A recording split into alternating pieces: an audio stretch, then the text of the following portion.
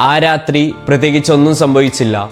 പിറ്റേ ദിവസം രാവിലെ മെട്രോ സ്റ്റേഷനിലേക്ക് നടക്കുമ്പോൾ രാത്രി പോലീസ് ഉണ്ടായിരുന്ന സ്ഥലത്തെത്തിയപ്പോൾ ഒരു ട്രാൻസ്ജെൻഡർ വന്ന് കൂട്ടത്തിലുണ്ടായിരുന്ന ഒരാളെ കയറി പിടിച്ച് തലയിലുണ്ടായിരുന്ന ക്യാപ്പ് എടുത്തിട്ട് അവരുടെ തലയിലിട്ട് നമ്മളോട് പൈസക്ക് ആവശ്യപ്പെട്ടു. എല്ലാവരും പെട്ടെന്ന് ഷോക്കായി പോയി.